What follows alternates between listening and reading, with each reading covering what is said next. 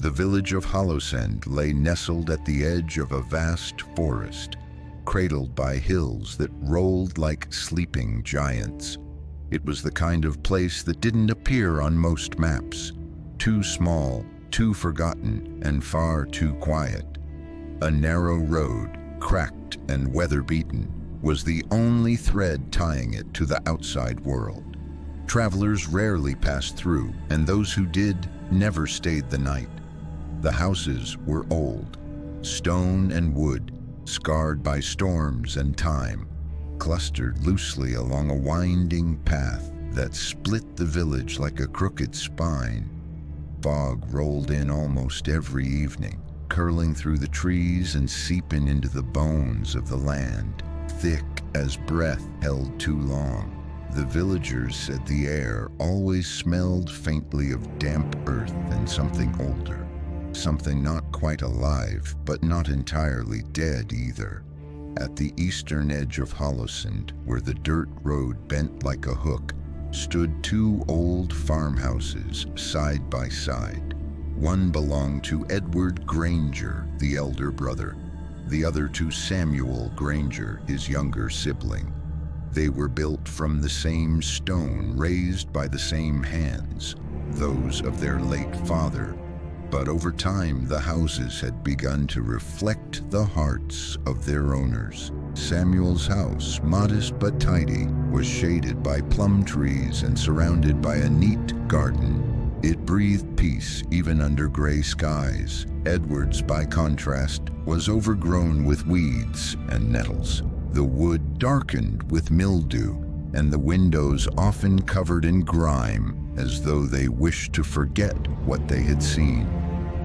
No one remembered exactly when the feud began, only that it had grown like mold, silent at first, then suddenly rotting everything from within. Some blamed the land, others blamed blood, but those who had lived in Hollowsend long enough whispered of something else, something darker. They said the land remembers, that some soil holds memory like water holds cold, and if you spill bitterness into it, rage, curses, hatred, it doesn't just swallow them, it waits, and when the time is right, it gives them back. The trouble hadn't started overnight. It never does in places like Hollowsend. After their father passed, an old man with thick hands and tired eyes, the Granger brothers inherited the land he had worked for over 4 decades. He left behind no fortune, only his legacy, a vast piece of earth that stretched from the eastern bend of the village to the riverbank, with rows of soil rich enough to grow anything that dared push through. In his will, written in a fading scrawl and tucked between pages of a Bible, he had said one thing clearly: split it down the middle. Each take half. Live like brothers, not strangers. For a time, they did. Samuel, the younger by 6 years, kept to his side of the land, planting vegetables and tending his livestock with quiet devotion. His wife, Helen, was a schoolteacher, kind and steady. Their 2 children were healthy, well-mannered, and well-liked by the villagers. Edward, older and once ambitious.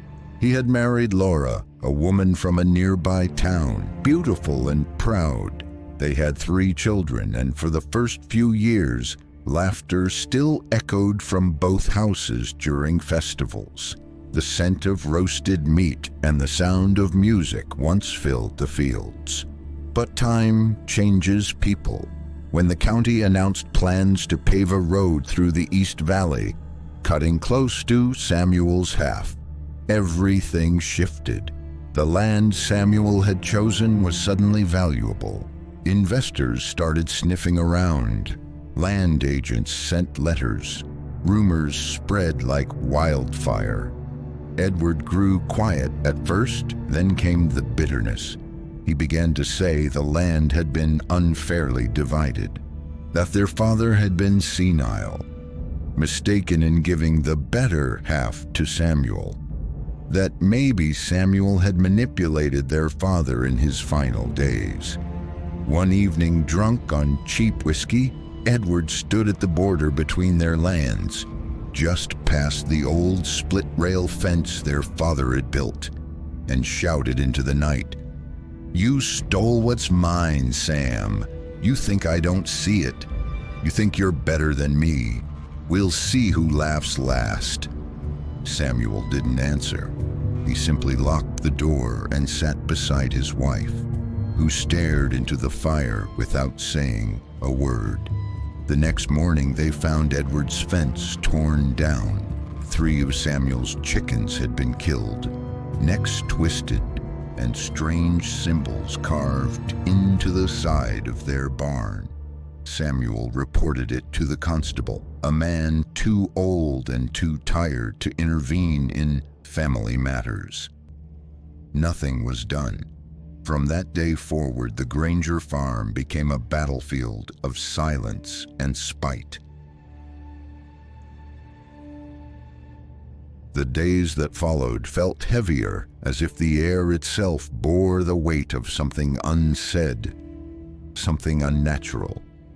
Samuel tried to keep things normal, planting, feeding the animals, fixing the roof before the rains came. But even the wind had changed. It no longer whistled. It hissed. Then came the visits. At first, Edward merely walked along the edge of Samuel's land, muttering to himself loud enough for everyone to hear. He would sneer at Samuel's children, calling them names. Once he threw a stone through their window and didn't even flinch when Samuel confronted him.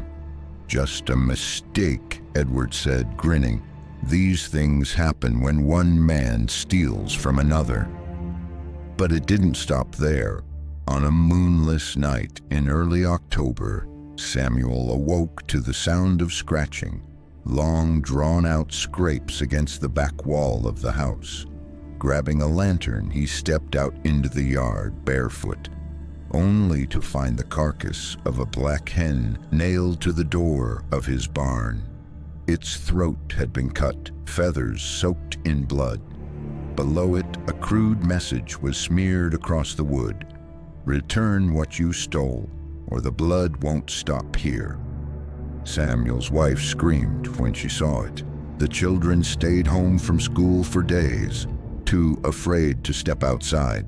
But the worst was yet to come.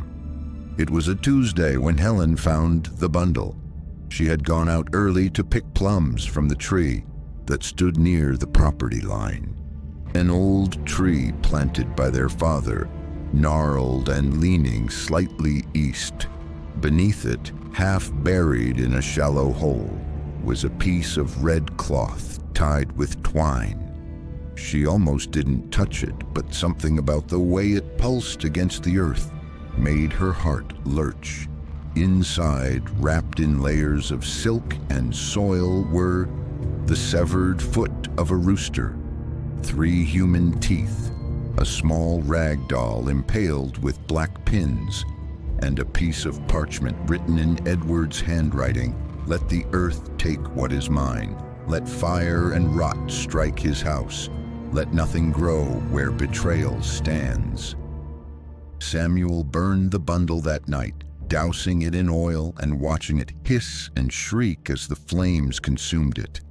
He didn't speak to his wife. He didn't sleep. The next morning, their well water turned black. Samuel walked to Edward's property, fists clenched. His brother was sitting on the porch with a bottle in one hand and a smirk on his face. "Looking for something?" Edward asked without getting up. Samuel slammed the parchment down. "You've gone too far, Ed. You want the land. Take it. But this is evil." Edward took one look and laughed. "Evil? No, brother. This is justice. The land knows who it belongs to. You're just borrowing it until it takes you back." And then, under his breath, "Let's see what else it takes first." That night, the plum tree split in half. though there was no wind. The cows refused to enter the barn. The youngest child began sleepwalking, mumbling words in a voice not her own. And in the walls, beneath the floorboards, rats began to gnaw, louder each night, as if chewing through bone. The village kept its distance. People whispered of curses, of ancient things better left buried, but no one dared confront Edward, and no one dared comfort Samuel, because everyone in Hollisend knew the earth was listening, and it was starting to answer. Edward Granger no longer worked his land. Where once he'd toiled in the fields beside his brother, planting rows under the same sun, now he spent his days drinking on the porch, cursing the wind, cursing his luck, cursing Samuel's laughter in the distance. His eyes, once sharp and blue, had turned dull, bloodshot, and sunken. He talked less to his wife and more to the shadows. He spent hours whispering beneath the old elm tree behind his house, carving strange runes into the bark with a rusted blade. Laura, his wife, tried to reason with him at first. She begged him to stop, pleaded with him to make peace with Samuel. "The children are afraid of you, Ed," she said one night, voice trembling. "You scare them. You scare me." He didn't respond. He just stared past her, into the fire, muttering, "He took everything. I'm only taking it back." Then the small things began. Their youngest daughter, Lily, started waking up with scratches across her back. Not deep, but fresh. When asked what happened, she said it was the thing under the bed. A thing with no face, just hands made of dirt and old rope. At first they thought it was nightmares. Children see monsters when their parents argue. But then the dog died. It was found beneath the porch, its eyes wide open, body stiff with terror. No wounds, no blood, just dead. Edward buried it himself and said nothing. But that night, the walls of the house began to creak and moan. The fireplace belched soot. Cold spots followed people from room to room, and in the silence, a low humming could be heard, like a lullaby sung in reverse.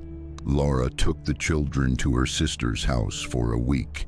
When she returned, the elm tree was black, rotting from the inside out, its leaves curled and falling in summer.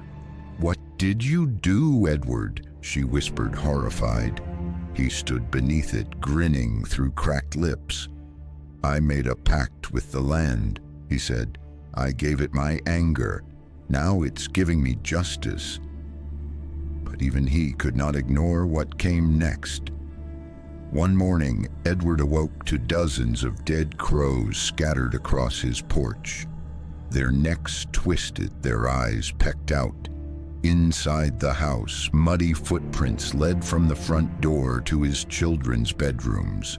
The children hadn't come home yet. Laura refused to return after that. She sent a letter asking for separation. Edward tore it to shreds and burned the pieces beneath the elm, and still he raged. Every night he walked to the edge of Samuel's property, cursing the ground, shouting foul things into the wind, sometimes even weeping. "He ruined me," he cried. "He took everything. I'll tear his peace apart." But peace wasn't Samuel's to lose anymore, because now the things Edward had called into the soil, the bitterness, the curses, the rituals, were hungry. And they didn't care which brother they devoured first. The house no longer slept. Nights at the Granger residence had become stretches of unbroken terror, where darkness felt thicker, heavier, like the air itself was congealing around Edward, clinging to his skin like a damp burial cloth. Sleep, when it came, brought no peace. Only visions, only sounds, only screams that didn't belong to anyone living. It began with the knocking. 3 slow raps on the wall behind his bed, always at 3:17 a.m. The first time Edward sat up, heart pounding, he clutched the bottle beside his mattress and stared into the gloom. Nothing, just silence. The second time, he checked the entire house with a lantern in hand. Floorboards groaned. A draft whispered through the halls, but no intruder. The third time, he didn't move, because this time the knocks were followed by a voice, a dry, creaking whisper that slithered from the walls like mold. "You buried it, but we never left."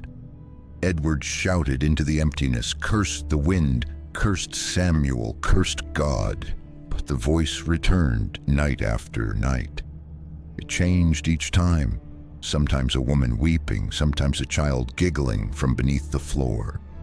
Once he heard his own voice screaming from the attic, and once he swore it was Laura's voice, cold and distant. "You fed it with hate, Edward. Now it feeds on us." He boarded up the windows. He stopped bathing. His hair grew wild, his beard matted with grease. Flies began to gather in corners of the house, circling dead mice that appeared even though Edward had no traps.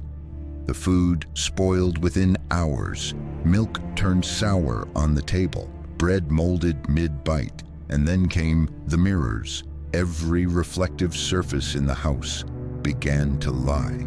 They didn't show Edward as he was.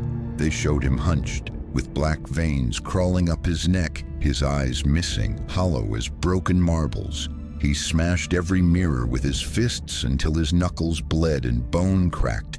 But shards remained, sharp, cruel, whispering. They called him names: thief, murderer, father of rot. One night, drunk and delirious, he stumbled into his daughter's old bedroom. He hadn't entered it since Laura left. Dust hung in the air like fog. The stuffed animals lay face down. Crayons were scattered on the floor. The little bed was untouched, but someone had been sleeping in it. The sheets were wrinkled. A doll, one he didn't recognize, sat at the pillow, stitched together with dead feathers and stitched shut eyes. Edward stepped closer. The doll turned its head. He screamed. He ran. He locked himself in the cellar, curling beneath the old shelves, whispering to the dark, "I didn't mean for this, I just wanted what was mine." The walls did not respond, but something else did. From beneath the floor came a sound that made his bowels clench, the sound of fingernails dragging across stone, slowly, patiently, as if whatever was down there had waited years to be heard.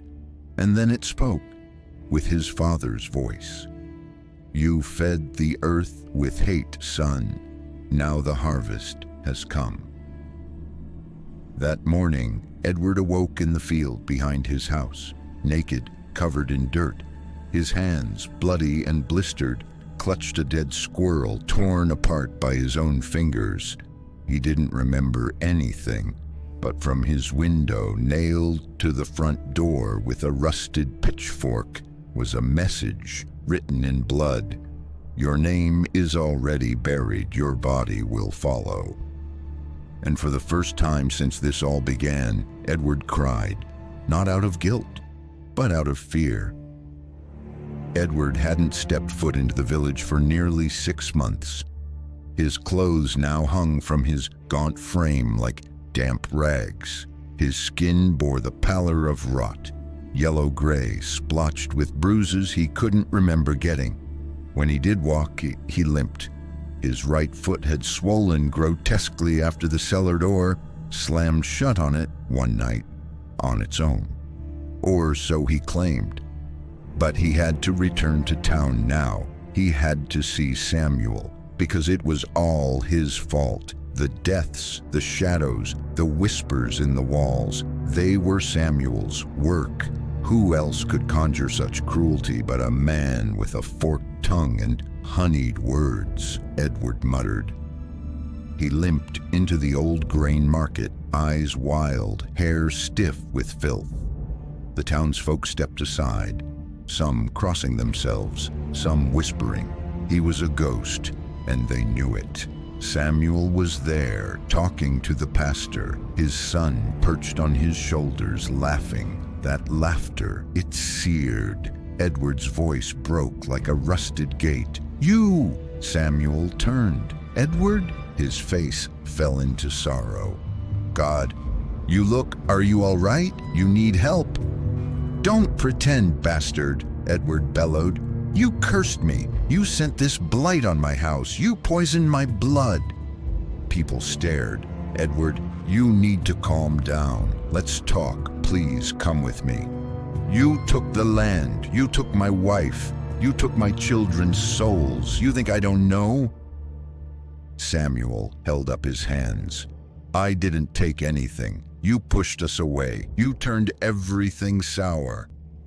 "Lies!" Edward screamed, spit flying.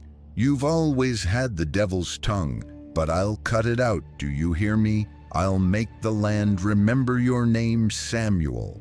I'll make it bleed with it." He fell to his knees, clawing at the dirt in the town square, sobbing and screaming at the ground. "Let him taste what I've tasted. Let his house rot. Let his children scream. Let his name burn." The pastor stepped forward. "Enough, Edward. You need rest. You're not well." But Edward only laughed, a high, broken sound that echoed across the square. "Not well? Oh, I've never been more awake.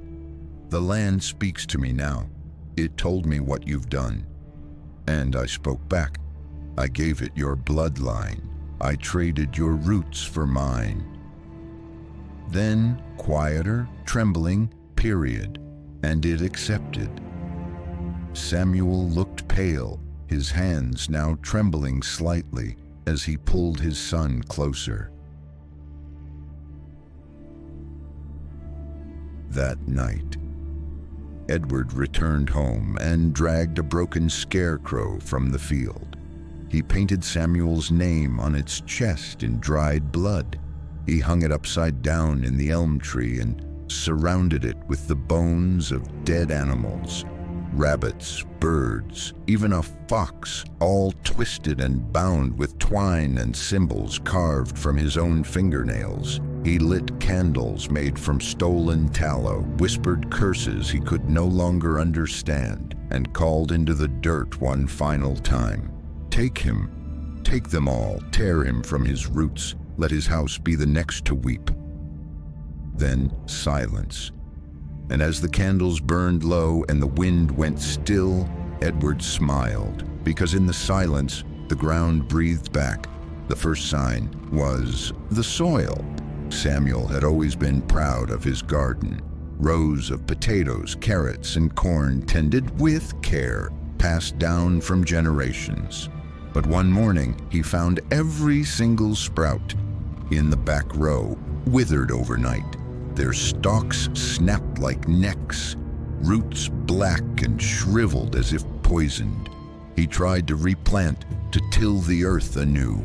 The shovel hit something hard. He dug deeper and pulled out a small bundle, tightly wrapped in burlap. Inside was a doll, hand-stitched, human hair sewn into the scalp, a tiny name tag on its chest. Eli, his son. Samuel staggered back, bile rising in his throat. The doll's button eyes had been slashed out. He angrily threw it away. But that night, Eli screamed awake in his bed, eyes wild with terror, clutching his arms. "The man with the dirt face was in my room," he sobbed. "He said Daddy's going to sleep forever soon." The second sign came days later. Their dog was found hanged from the fence post, tongue swollen, eyes wide with fear. No one in the family had tied the rope. No one knew where it came from.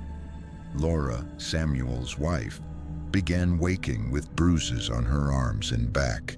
Deep, finger-shaped bruises. She insisted she felt something hold her down in her sleep. Samuel tried to comfort her, but she grew quiet, distant, constantly checking over her shoulder. She would whisper sometimes, as if to someone invisible, "Leave him alone, he's just a boy." And the mirrors. Oh God, the mirrors. Eli refused to look into them. "They don't show me anymore," he said one morning, sitting pale by the window. "They show someone else." "Who, sweetheart?" "Me, but not me. His mouth is full of worms." That same day, Laura found muddy footprints leading from the back door into the living room. The prints were small, childlike, but neither Samuel nor Eli had been outside. The house smelled like earth, like rot.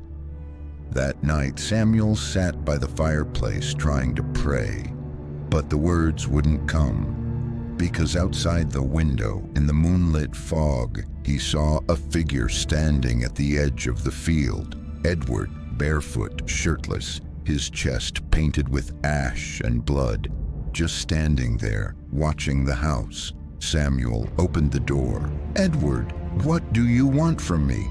You're sick. You need help." Edward didn't respond. He simply lifted a hand and pointed to the house. Then he smiled and vanished into the fog. From that night on, the sounds started, scratching behind the walls like fingers dragging slowly across wood. The baby monitor in Eli's room began to crackle with static at 3:17 a.m., followed by a whisper, "Trade." Samuel couldn't sleep. He began to feel the house close in on him. The floorboards groaned when no one moved. The attic door would swing open on its own. He saw shadows moving behind curtains, though no one was there. Laura stopped speaking entirely. She just sat in the kitchen staring into her tea, mouthing something over and over. Samuel leaned close once. She was saying, "It's not our house anymore." One night, Eli disappeared. They searched the whole house, the fields, the village, but he was nowhere, until Samuel heard crying in the well. He found the boy curled at the bottom, soaked to the bone, shivering, muttering. "He showed me where he lives now, in the dirt, in the roots. He says Daddy doesn't belong." That was the final straw. Samuel packed their belongings the next day. They would leave, move away, far from the village, far from the curse. But as he loaded the last bag into the cart, Laura collapsed on the porch, dead, her eyes wide open, mouth filled with earth. As villagers gathered to mourn, Edward stood far off on the hill, watching, no longer a man, more like a broken vessel of soil and shadows. And as the wind shifted, Samuel thought I heard his brother's voice, carried in the breeze, low and cruel. "I told you, the land remembers."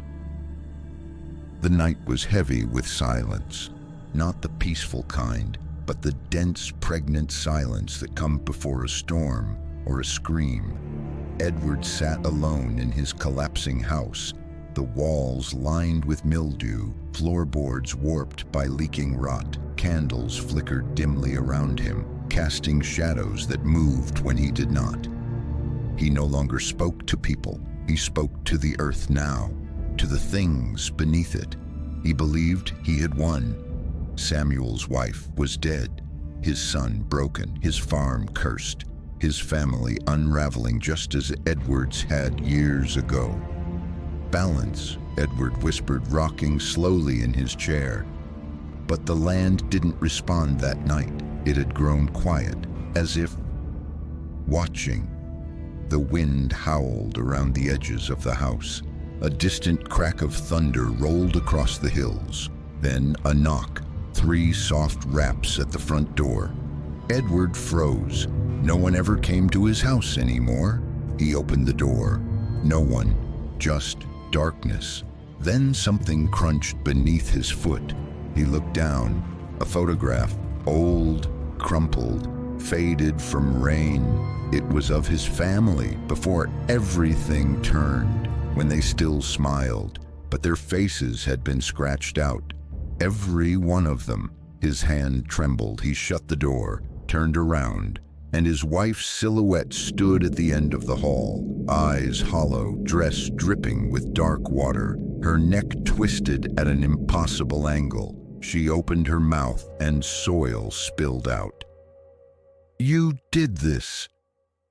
Edward fell back, screaming. The lights went out. He ran into the rain, barefoot, ragged, delirious. The storm had broken at last. Thunder split the sky like a scream, lightning crackling through the blackness. He stumbled into the woods near his land, yelling into the wind. This wasn't meant for me. It was him. It was Samuel. He took everything. Lightning struck a tree nearby, sending splinters into his side.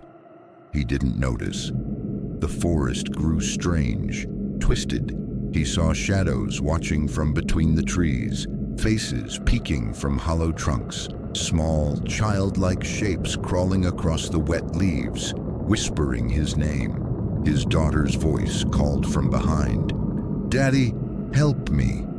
He turned. A hand reached out of the mud and grabbed his ankle. He fell hard, face into the dirt, mouthful of wet soil. He couldn't breathe, couldn't scream. Hands clawed at his back, dozens of them, pulling, dragging. The forest opened to reveal the ravine, deep, jagged, black as sin, and he went over the edge.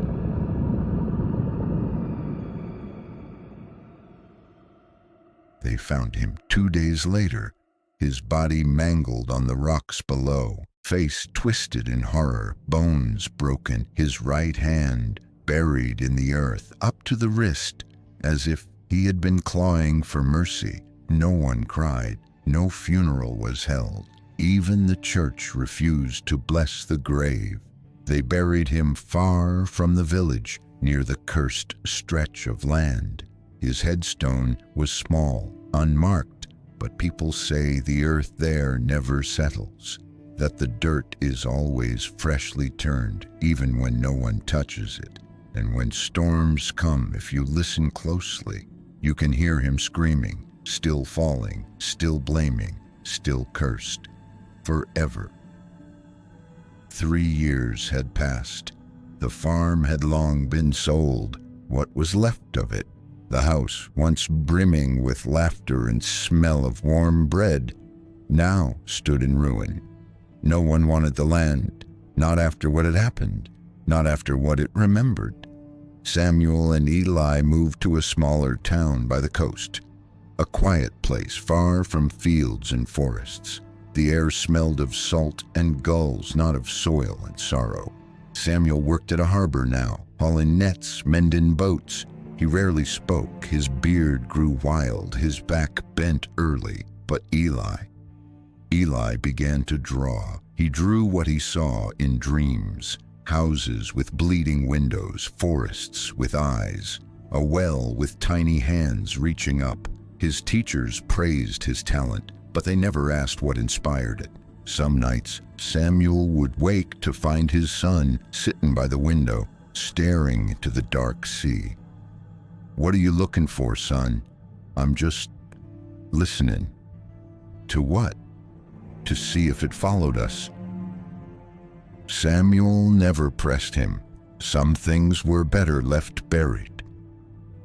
One Sunday morning, as they walked back from town, they passed a small garden behind their rented cottage. There, among sunflowers, was a lone sprout of corn. Eli stopped. "Dad?" "Yes?" "Do you think the land ever forgives?" Samuel knelt beside him, hand resting on the boy's shoulder. He didn't answer right away. He looked at the small green stalk, trembling in the breeze, alive, despite everything.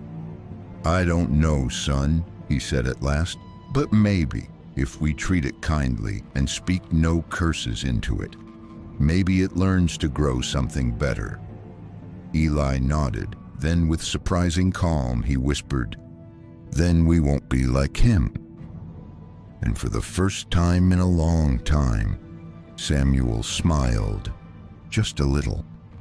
Because in that moment, with the sea behind them and the green reaching for the sun, it felt like the curse had loosened its grip. The land remembers, but so do we. Sometimes healing begins with choosing not to bury hate, just seeds.